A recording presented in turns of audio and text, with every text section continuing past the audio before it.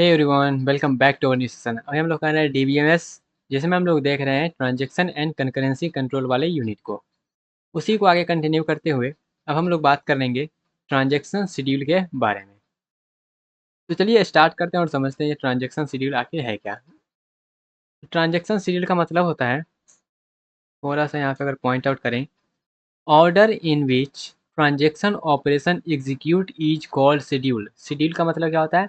एक ऐसा ऑर्डर जिसमें हम लोग क्या करते हैं, ट्रांजैक्शन के ऑपरेशन को एग्जीक्यूट करते हैं, उसको हम लोग बोलते हैं शेड्यूल। हमारे पास दो टाइप का शेड्यूल होता है, जिसमें हम लोग क्या करते हैं, दो टाइप के ऐसा ऑर्डर होता है जिसमें हम लोग ट्रांजैक्शन के एग्जीक्यूट करते हैं। एक होता है हमारे पास सीरियल शेड्यूल, एक होता है हमारे पास non serial schedule. Serial schedule and एक होता है हमारे पास नॉन सीरियल शेड्यूल, जिसमें हम लोग क्या करते हैं, ट्रांजैक्शन को एग्जीक्यूट करते हैं। तो चलिए सबसे पहला हमारे पास जो ट्रांजैक्शन का शेड्यूल है, सीरियल शेड्यूल, इसको हम लोग देखते हैं। तो सीरियल मतलब क्या होता है, सीरियल वाइज चलते रहो, एक के बाद एक होते रहो। तो यहाँ पर भी वही मतलब है, transaction execute one after another without overlap. बिना ओवरलैप किए एक के बाद जो है दूसरा एग्जीक्यूट करेगा, उसको हम लोग बोलेंगे क्या, सीरियल शेड्यूल। उसको हम लोग बोलेंगे सीरियल शेड्यूल। जैसे कि एग्जाम्पल के लिए अगर बात करें तो सपोज करिए आपके पास दो ट्रांजेक्शन है, आपके पास टू ट्रांजेक्शन। एग्जाम्पल, यहाँ पे आपके पास दो ट्रांजेक्शन है। दूसरा कलर ले ले, या फिर चलिए यहाँ पे हम लिख लेते हैं T1 and T2, to transaction. T1 and T2 दो ट्रांजेक्शन है। अगर आपके पास दो ट्रांजेक्शन है, अगर उसको आप सीरियल शेड्यूल के जरिए जो है एग्जीक्यूट कर रहे हैं, तो सबसे पहले T1 कंप्लीट होगा पहले, फिर आपके पास T2 स्टार्ट होगा। या फिर ज़रूरी नहीं ऐसा ही हो, हम ऐसा बोल रहे हैं लेकिन ज़रूरी नहीं है ऐसा ही हो, ये भी हो सकता है। इसको थोड़ा सा जो है इधर कर दें, या फिर और यह हो सकता है आपका T2 पहले स्टार्ट होगा, complete first, then T1 start. ऐसा भी हो सकता है कि पहले जो है आपका T2 एग्जीक्यूट कर ले और पहले वो ही ख़त्म हो जाएगा, उसके बाद हो सकता है आपका जो है T1 स्टार्ट करे, ये भी पॉसिबिलिटी है। तो सीरियल शेड्यूल का मतलब ही होता है सिंपल सा, कि आप जो है पहले किसको एग्जीक्यूट कर रहे हैं और वो ख़त्म हो जाएगा, उसके बाद ही दूसरा एग्जीक्यूट होगा, अदरवाइज वो एग्जीक्यूट नहीं होगा।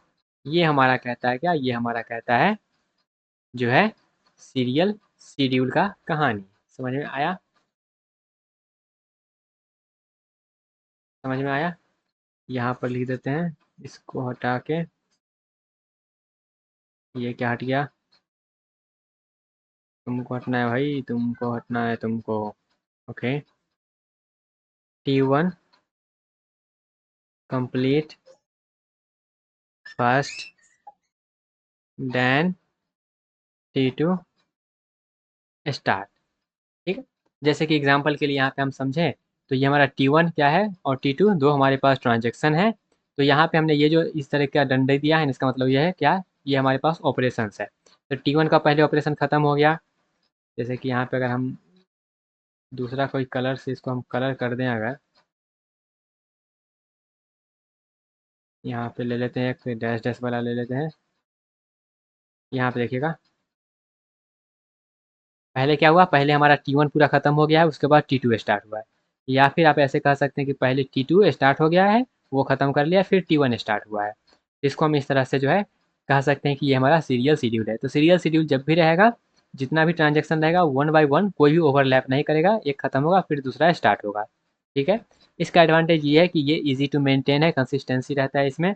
इसका लेकिन परफॉर्मेंस थोड़ा सा स्लो है, क्योंकि एक स्टार्ट होगा, फिर वो ख़त्म होगा, फिर दूसरा स्टार्ट होगा, फिर वो दूसरा ख़त्म होगा, फिर तीसरा स्टार्ट होगा, इस तरह से। तो ये जो है यहाँ पे परफॉर्मेंस थोड़ा सा स्लो हो जाता है। ठीक है, नेक्स्ट हमारे पास आते हैं नॉन सीरियल शेड्यूल पे। अब ये क्या चीज़ है, नॉन सीरियल शेड्यूल क्या है, तो यहाँ पे हमारे पास ये अलाउ कर देता है कि multiple transaction execute concurrently. Multiple transaction execute concurrently, इसका एडवांटेज क्या है, ये परफॉर्मेंस इसका थोड़ा सा अच्छा हो जाता है, इसका परफॉर्मेंस थोड़ा सा बढ़िया परफॉर्मेंस हो जाता है। डिसएडवांटेज ये है कि यहाँ पे ये इनकंसिस्टेंट रिजल्ट आ सकता है, ये बड़ी बात है। क्या? नॉन सीरियल शेड्यूल का ही डिसएडवांटेज ये है कि यहाँ पे जो है इनकंसिस्टेंसी क्रिएट हो सकता है। अब कैसे क्रिएट होगा उसको हम लोग देखेंगे, लेकिन फिलहाल के लिए इसका एग्जांपल अगर हम ले तो हमारे पास T1 एंड T2 दो ट्रांजेक्शन है। तो अगर हम इसको नॉन सीरियल शेड्यूल के जरिए चलाएंगे तो यहाँ पे आप देख सकते हैं कि सबसे पहले T1 हुआ, फिर T2 घुस गया बीच में, फिर T1 आया, फिर T2 आया, मतलब कोई भी कैसे भी घुस जा रहा है। ठीक है, मल्टीपल ट्रांजेक्शन जो है कंकरेंटली एग्जीक्यूट कर जा रहा है। जैसे यहाँ पे देखेगा ये हुआ, फिर हमारे पास ये हुआ, मल्टीपल बीच में घुस जा रहा है।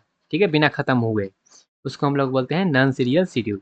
यहाँ पे हमारा और भी इसका फॉर्म बन सकता है, ज़रूरी नहीं दो ही फॉर्म बने, और भी इसका फॉर्म बन सकता है। बीच में घुसा दीजिए, कहीं पर भी कर दीजिए, ये इसका फॉर्म हो जाएगा।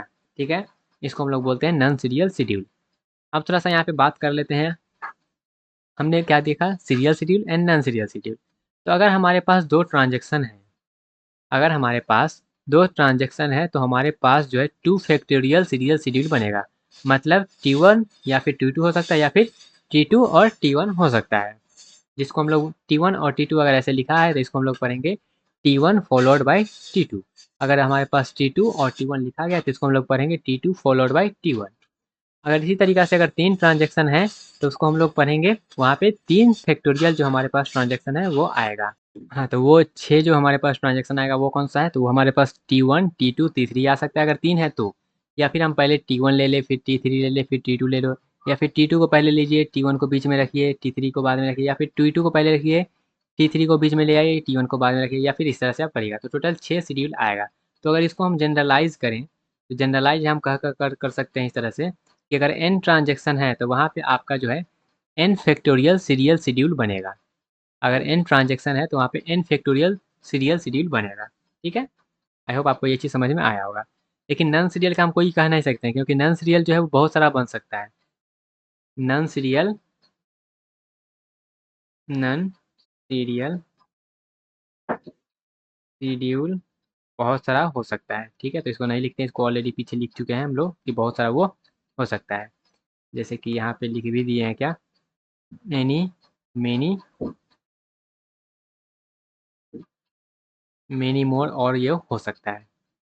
ठीक है, अब थोड़ा सा आगे बढ़ते हैं, और किस तरह से जब हम बोले क्या कि अगर हमारे पास सीरियल शेड्यूल है तो वहाँ पे हमेशा जो है वो जो है कंसिस्टेंट रहेगा। लेकिन अगर वहीं पे अगर हम नॉन सीरियल शेड्यूल उसको अगर चला देंगे तो वहाँ पे इनकंसिस्टेंट रिजल्ट आ सकता है। तो वो कैसे इनकंसिस्टेंट रिजल्ट आ सकता है उसको हम लोग समझते हैं। जैसे सपोज़ करिएगा, एग्ज़ाम्पल हम लोग लेते हैं कि हमारे पास T1 एक ट्रांज़ैक्शन है और T2 हमारे पास ट्रांज़ैक्शन है। हम लोग क्या कर रहे हैं, ट्रांसफ़र कर रहे हैं। ये क्या चीज़ लिखाया है, इसको यहाँ पे लिखना है, ट्रांसफ़र लिखना है। T1 ट्रांसफ़र कर रहा है 100 रुपया ए से बी, और उसके बाद ये जो है यहाँ पे T1 transfer RS 100 rupees from A to B, and T2 transfer 10% of the balance A to B. मतलब ए जो है, ए से बी जो है वो जा रहा है 100 रुपया, और बी से ए जो है वो आ रहा है 10%। 10% बी का जो भी रहेगा उसका 10% जो है वो बी से ए आ रहा है। तो यहाँ पे हम इसको जो है फ़िलहाल के लिए पहले हम चलाएँगे सीरियल शेड्यूल को, मतलब 1 बाय 1 चलाएँगे, एक के बाद दूसरा चलाएँगे। उसके बाद हम लोग क्या करेंगे, इसको नॉन सीरियल शेड्यूल चला के देखेंगे कि कैसे ये जो है डाटा को हमारा इनकंसिस्टेंट करता है। तो सबसे पहले हम लोग चला रहे हैं इसको सीरियली। चलिए, तो यहाँ पे हम 2 शेड्यूल लिखे हैं, क्योंकि 2 ट्रांज़ैक्शन है तो 2 ही शेड्यूल पॉसिबल है, एक ये वाला और एक ये वाला। तो 2 शेड्यूल यहाँ पे हम लिखे हैं। तो चलिए दोनों शेड्यूल को हम चलाते हैं और इसका देखते हैं परफ़ॉर्म करके। तो सबसे पहले रीड ए करेगा, ए को रीड करेगा तो ए में यहाँ पे जो भी बैलेंस रहेगा उसको रीड करें। इसको थोड़ा-सा नीचे करें, इसको नीचे करना पड़ेगा थोड़ा-सा। ओके, इसको भी थोड़ा-सा नीचे। सबसे पहले क्या करेगा, सबसे पहले रीड कर लेगा ए को, तो ए को रीड करवा लीजिए। ए को सपोज़ करिए कितना भी बैलेंस बना दीजिए ए का, मान लेते हैं ए को हम बना देते हैं यहाँ पे 1000। ठीक है, यहाँ पे ए को हम कर देते हैं 1100, और बी को कर देते हैं हम लोग 900। ठीक है, इतना कर दिए। तो सबसे पहले ये वाला शेड्यूल हम चला रहे हैं।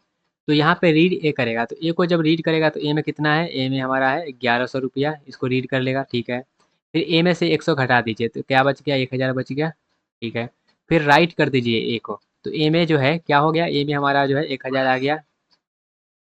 ए में जो हमारा है वो अपडेट हो गया, ये अपडेट हो गया। फिर रीड बी करेगा, तो री बी में कितना है, बी में हमारे पास 900 है, तो यहाँ पे 900 कर दिया, ठीक है। अब बी में क्या करेगा, 100 ऐड कर देगा, 100 ऐड कर देगा तो क्या हो गया, 1000 हो गया, ठीक है। राइट कर देगा बी में, मतलब 1000 यहाँ पे क्या कर दिया, 1000 यहाँ पे ऐड कर दिया, फिर कमिट कर दिया, मतलब ए में 100, ए में 1000 और बी में भी 1000 हमारा सेव हो गया, ठीक है। फिर यहाँ पे रीड करेंगे ए को, जब रीड कर रहे हैं ए को तो यहाँ पे हमारा क्या आएगा, यहाँ पे हमारा आएगा 100, 1000, क्योंकि 1000 तो ऑलरेडी वहाँ पे हमने क्या किया, कमिट कर दिया, मतलब ख़त्म कर दिया है, ठीक है। फिर हम यहाँ पे क्या करेंगे, ए में ए का हम यहाँ पे क्या कर रहे हैं, 10% ले रहे हैं ना, तो 1000 का अगर हम 10% लेंगे तो क्या आ जाएगा, 1000 का 10% लेंगे तो गुना करते तो यहाँ पे हमारा आ जाएगा टेम्प में 100, ठीक है। फिर ए में हम क्या करेंगे, यहाँ पे टेम्प में हमारा तो 100 आ गया है, फिर ए में हम क्या करेंगे, ए मल्टीप्लाई बाई इतना, तो ए का वैल्यू क्या है, ए का वैल्यू हमारे पास जो है वो है 1000, तो 1000 में मल्टीप्लाई कर दीजिएगा तो यहाँ पर भी 100 आ गया, ठीक है। फिर राइट ए कर दीजिए, राइट ए, तो यहाँ पे ए में हमारा क्या आ गया था, ए में हमारे यहाँ पे इस तरीक़ा से वैल्यू आ गया था, तो यहाँ पे राइट ए करिएगा तो राइट ए कर दीजिए, तो यहाँ पे क्या आ गया, यहाँ पे ये आ गया। फिर रीड बी करिए, तो बी में जब रीड करिएगा तो क्या आ गया, बी में हमारा रीड करिएगा तो वैल्यू क्या आ गया, वैल्यू आ गया हमारे पास, बी में कितना है, बी में कितना आ गया था, 1000 ना, तो यहाँ पे 1000 आ जाएगा। फिर बी में टेम्प का वैल्यू ऐड करिएगा तो क्या आएगा, 1100 आ जाएगा, ठीक है। राइट बी करिएगा तो यहाँ पे 1100 आ गया, ठीक है। फिर ये कमिट कर दीजिएगा तो कमिट हो गया, ठीक है। तो यहाँ पे हमारा क्या आ रहा है, यहाँ पे इस तरीक़ा से इसको हम ले कर लेते हैं, इसको थोड़ा सा पीछे करें हम अगर, हाँ, तो यहाँ पे हमारा क्या कह रहा था क्वेश्चन, ए टी वन में क्या हो रहा है, टी वन में हमारा जो है वो 100 रुपया भेज रहा है ए से बी में।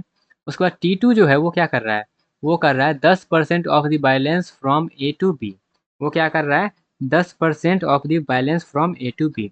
टी टू क्या कर रहा है, 10% बैलेंस को क्या कर रहा है, ए से लेके बी में भेज रहा है, ए से लेकर बी में भेज रहा है। तो यहाँ पे हमारा हो गया, फिर ये जो है हमारा कमिट हो जाएगा, तो यहाँ पे हमारा देखिएगा, इधर भी हमारा वही और इधर भी हमारा हुआ है। तो यहाँ पे दूसरा एग्जाम्पल लेके भी समझ सकते हैं, ये तो हमने करके दिखा दिया इस तरीके से। चलिए एक और एग्जाम्पल ले लेते हैं, सेम इसी तरह से आप कोई भी एग्जाम्पल लेके इस तरीके से करके उसको देख सकते हैं, एक किसमें जो है कैसे जा रहा है। चलिए एक और एग्जाम्पल लेते उसके बाद आगे बढ़ेंगे।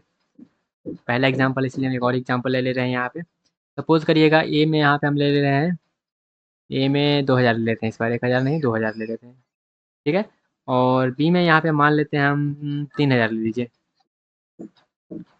बी में 3000 ले लीजिए। तो इसको जब चलाइएगा तो ए में क्या रीड करेगा, यहाँ पे रीड करेगा 2000, क्योंकि ए का वैल्यू क्या है 2000, यहाँ पे 100 घटा दीजिए तो क्या हो जाएगा 1900 हो जाएगा। फिर राइट कर दीजिए तो ए में हमारा जो है 1900 राइट हो जाएगा, ठीक है। ए बराबर यहाँ पे क्या हो गया, ए बराबर 1900 हो गया। यहाँ पे रीड किया, यहाँ पे घटा दिया और यहाँ पे राइट कर दिया, तो ए में 1900 हो गया। फिर बी को रीड करेगा तो बी में क्या है 3000 है, यहाँ पे क्या करेगा 100 ऐड कर देगा तो ये 3100 हो गया। बी को राइट करेगा तो बी बराबर क्या होगा, बी बराबर हमारे पास 3100 हो गया, फिर कमिट हो गया, मतलब ये दोनों सेव हो गया। फिर आते हैं दूसरा में, यहाँ पे रीड करेगा ए को, तो ए का वैल्यू क्या है, ए का वैल्यू 1900 हो गया ना, तो यहाँ पे 1900 रीड हो जाएगा, ठीक है। यहाँ पे आप क्या करिएगा, यहाँ पे आप जो है 0.1 से मल्टीप्लाई करिएगा तो ये 190 हो जाएगा यहाँ पे।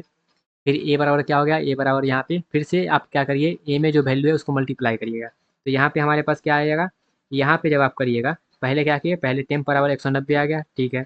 फिर आप कर रहे हैं क्या, ए बराबर, यहाँ पे ये नहीं लिखाएगा, यहाँ पे कुछ और लिखाएगा, यहाँ पे 0.1 है ना, यहाँ पे लिखाएगा टेम्प, यहाँ पे लिखाएगा हमारे पास टेम्प, ठीक है।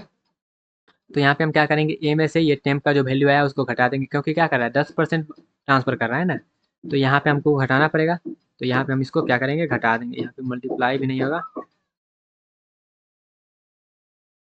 यहाँ पे ये घटेगा, ठीक है, ये घटा दिए।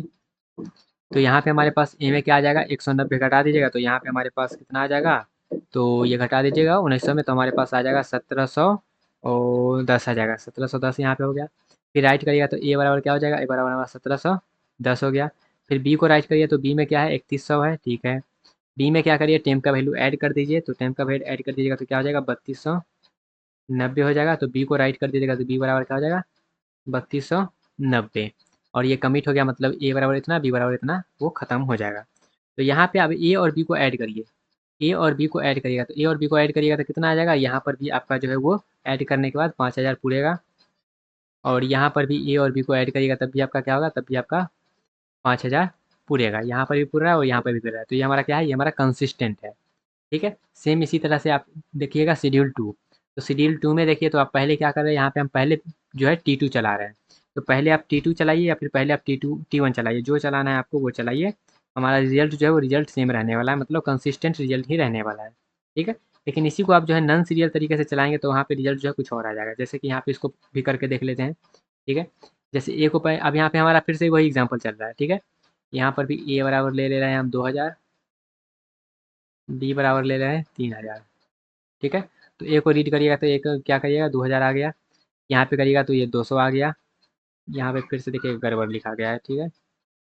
यहाँ पे हम क्या करेंगे, यहाँ पे माइनस करेंगे टेम्प के वैल्यू को, टेम्प के वैल्यू को माइनस करेंगे। तो माइनस करेंगे तो टेम्प का वैल्यू यहाँ पे क्या आ जाएगा, यहाँ पे आ जाएगा हमारे पास जो है 200 है ना, तो इनमें से माइनस कर देगा तो ये 1800 हो गया, ठीक है। तो यहाँ पे ए में हमारा हो जाएगा, ए में 1800 हो गया, ठीक है। बी को रीड करिए तो 3000 रीड होगा।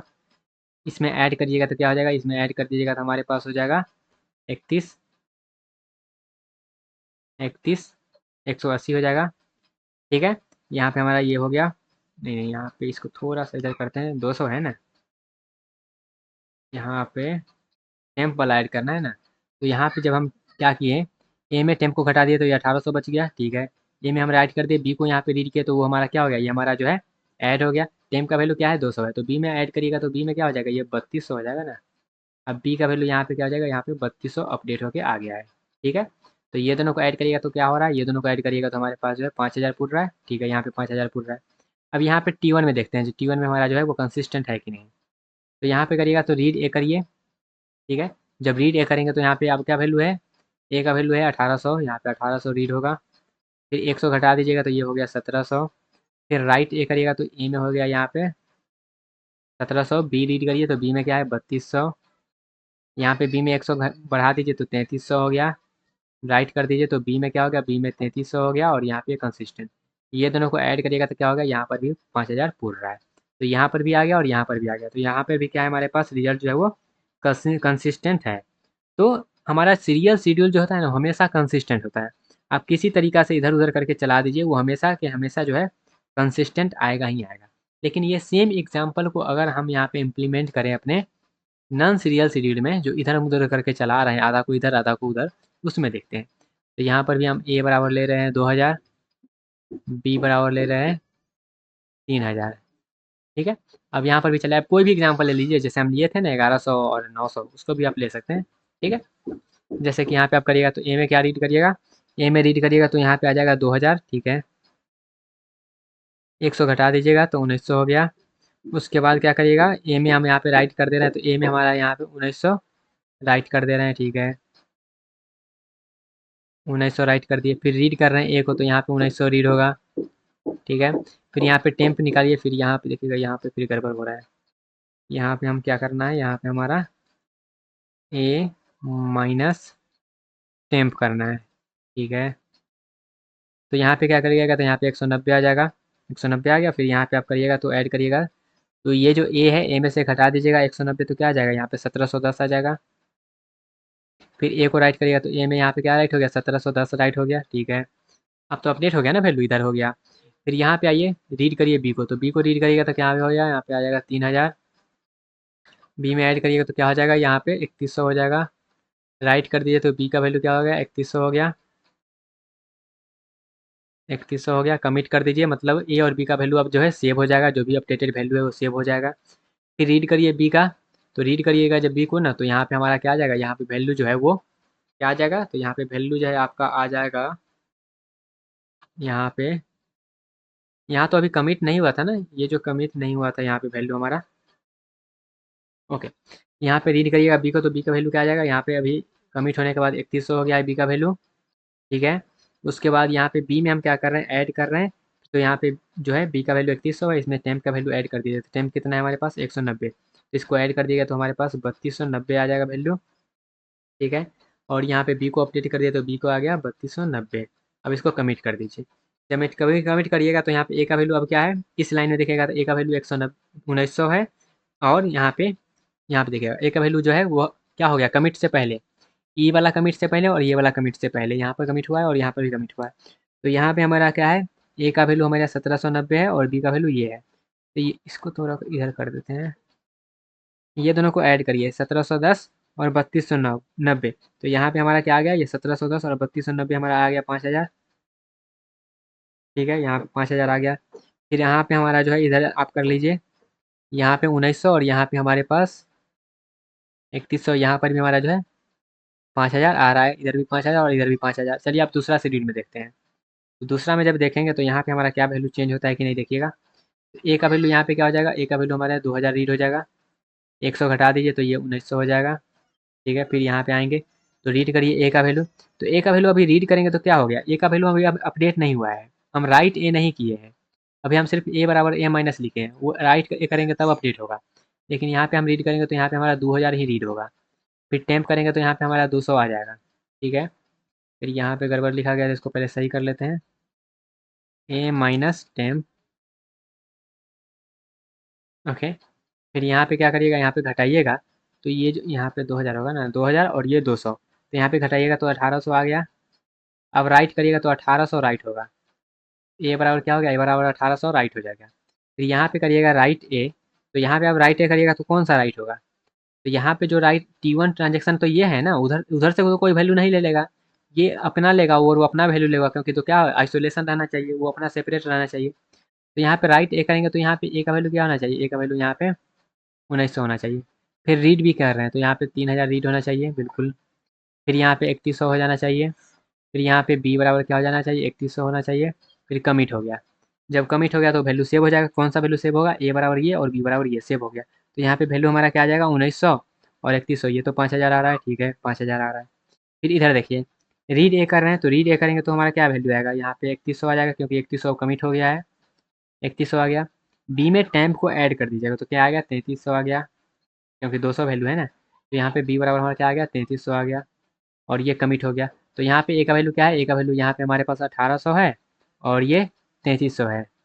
ये 1800 है और ये 3300 हो गया। तो यहाँ पे हमारा वैल्यू क्या आ गया, 1800 और यहाँ पे ये दोनों को ऐड करिए, पहले 1900 और 3100। 1900 और यहाँ पे 3100 को ऐड कर दीजिए और उसके बाद इसको आप ऐड कर दीजिए। इधर गया, इसको इधर कर लेते हैं। इधर गया भाई, इधर हट जा तू। ओके, तो यहाँ पे हमारा रिजल्ट क्या आया, यहाँ पे 1900 और 3100 रिजल्ट है। यहाँ पे हमारा क्या रिजल्ट है, यहाँ पे हमारा पास जो है, इसको भी हटाते हैं इधर। ओके, इधर 1800 है और 3300 है। इसको ऐड करिए और इसको ऐड करिए, दोनों का जो है डिफरेंट डिफरेंट रिजल्ट आएगा, सेम रिजल्ट नहीं आएगा। जब सेम रिजल्ट नहीं आ रहा है तो यहाँ पे हम क्या कहेंगे, यहाँ पे हमारा इनकन्सिस्टेंसी आ रहा है। यहाँ पे हमारा रिजल्ट क्या है, इनकन्सिस्टेंट है, मतलब दोनों वैल्यू आपस में सेम नहीं आ रहा है। ये वैल्यू क्या है, ये वैल्यू हमारा इनकन्सिस्टेंट है। यहाँ पे वैल्यू क्या है, इनकन्सिस्टेंसी हो रहा है, लेकिन इसमें हमारा कंसिस्टेंट आ रहा था, लेकिन इसमें हमारा कंसिस्टेंट नहीं आ रहा है। ए और बी की वैल्यू जो है वो चेंज हो जा रहा है। यहाँ पे आप निकालिएगा तो क्या हो जाएगा, ए का वैल्यू क्या है, ए का वैल्यू हमारे पास हो गया 1900 हो गया, और बी का वैल्यू क्या होगा, बी का वैल्यू हमारा फाइनल वैल्यू क्या है, बी का फाइनल वैल्यू हमारा 3300 हो गया ना। तो यहाँ पे हमारा क्या आ गया, यहाँ पे हमारा जो है आ गया ये दोनों को ऐड करिएगा तो इसको कर लेते हैं ऐड। तो यहाँ पे हमारे पास कितना आ जाएगा, यहाँ पे हमारा आ जाएगा 5200। तो ये हमारा क्या है, इनकन्सिस्टेंट है। हमारा वैल्यू क्या होना चाहिए, वैल्यू हो तो हमारा 5000 ही होना चाहिए ना, लेकिन यहाँ पे 5200 हो जा रहा है। यहाँ पे आप निकालिएगा तो यहाँ पे हमारा क्या है, फाइनल ए का, ए और बी का वैल्यू देखिएगा, फाइनल ए और बी का वैल्यू देखिएगा। तो फाइनल यहाँ पे देखिएगा, फाइनल बी का वैल्यू क्या है, फाइनल बी का वैल्यू है 3290। और फाइनल ए का वैल्यू क्या है, फाइनल ए का वैल्यू है, यहाँ पे राइट भी कर रहे हैं, यहाँ पे रीड भी कर रहे हैं, फाइनल ए का वैल्यू है 1710। इसको आप ऐड कर दीजिएगा तो 0 0, यहाँ पे 0 और ये 5, यहाँ पे 5000 आ रहा है, लेकिन यहाँ पे हमारा जो है वो वैल्यू चेंज हो रहा है। तो इससे हमको ये समझ में आता है कि यहाँ पे तो कंसिस्टेंट है, लेकिन यहाँ पे हमारा जो है इनकन्सिस्टेंट। तो नॉन सीरियल शेड्यूल में हमारा इनकन्सिस्टेंसी आ सकता है। कैसे इनकन्सिस्टेंसी आया, यहाँ पे हमने एग्जांपल लेके इन डिटेल समझ लिया है। ओके, अब कुछ और यहाँ पे हम लोग बात कर लेते हैं। सबसे पहले कि अगर हम जो है, जैसे कि सीरियल शेड्यूल हमारा ऑलवेज कंसिस्टेंट होगा, नॉन सीरियल शेड्यूल जो है वो कंसिस्टेंट हो भी सकता है और नहीं भी हो सकता है। तो हमारा कनकरेंट एग्जीक्यूशन हम लोग करेंगे अभी, क्योंकि हमारा जो है सीरियल शेड्यूल तो हमेशा सही रहेगा, लेकिन सीरियल शेड्यूल स्लो बहुत है। इसलिए हम क्या करते हैं, और नॉन सीरियल शेड्यूल फास्ट है लेकिन वो गड़बड़ रिजल्ट देगा। तो इसलिए हम क्या करना चाहते हैं, कनकरेंट एग्जीक्यूशन करवाना चाहते हैं। क्यों? क्योंकि हमारा जो है इम्प्रूव हो जाता है यूटिलाइजेशन, वेटिंग टाइम डिक्रीज हो जाता है, सब आप साथ में चलता है, इन्हेंस हो जाता है थ्रूपुट, इफेक्टिव यूटिलाइजेशन हो जाता है रिसोर्स का। इसलिए हम क्या करते हैं, कनकरेंट एग्जीक्यूशन करवाते हैं। लेकिन कनकरेंट एग्जीक्यूशन करवाने में प्रॉब्लम है कि वहाँ पे हमारा जो है अपडेट प्रॉब्लम होता है, डर्टी रीड प्रॉब्लम होता है, अनरिपीटेबल रीड प्रॉब्लम होता है। मतलब लॉस्ट रीड प्रॉब्लम यहाँ पे क्या होता है हमारे पास, लॉस्ट अपडेट प्रॉब्लम, जहाँ पे one transaction overwrite another transaction update. Dirty read problem होता है, ट्रांजेक्शन रीड कर लेता है uncommitted data. Unrepeatable read problem होता है, जहाँ पे सेम क्वेरी डिफरेंट रिजल्ट देने लगता है। तो यहाँ पे हमारा कंकरेंसी कंट्रोल आना चाहिए। तो कंकरेंसी कंट्रोल इसलिए ताकि हम जो है कनकरेंट एग्जीक्यूट कर पाए और करेक्ट रिजल्ट ला पाए, ताकि हमारा कंसिस्टेंसी मेंटेन रहे, कॉन्फ्लिक्ट प्रिवेल रहे और वो आइसोलेशन को इम्प्रूव करे और वो हमारा जो है उसको इंश्योर करे। तो अब हमारा कंक्लूजन ये है कि जैसे हमने देख लिया, हमारा दो टाइप का है, एक है सीरियल, एक है नॉन सीरियल। सीरियल सही रिजल्ट देता है लेकिन वो सही नहीं है क्योंकि वो स्लो है। हमारा नॉन सीरियल जो है वो सही रिजल्ट कभी कभी नहीं देता है लेकिन वो जो है फास्ट है। तो हम क्या करेंगे ना, हम ट्राई करेंगे कनकरेंट एग्जीक्यूशन कर पाए, मतलब नॉन सीरियल जैसा एग्जीक्यूट कर पाए लेकिन हमारा रिजल्ट जो है वो सही आए। जिसके लिए हम लोग पढ़ेंगे कौन कौन सा ऐसा मेथड है, क्योंकि हमेशा जो है वो नॉन सीरियल में गलत रिजल्ट नहीं दे रहा है, कभी कभी सही भी दे रहा है। तो हम चाहते हैं वो जो सही वाला रिजल्ट आ रहा है ना, वो वाला हम लेके चले। तो उसको हम लोग नेक्स्ट लेक्चर में देखेंगे कि कैसे हम उस सबको काम आखिर बढ़ाते हैं। ठीक है, तो मिलते हैं अपने अगले सेक्शन में। इससे रिलेटेड कोई भी डाउट हो, कोई भी प्रॉब्लम हो तो उस कमेंट सेक्शन में पूछ लीजिएगा। मिलते हैं अपने अगले सेक्शन में, तब तक के लिए bye bye, take care and all the best.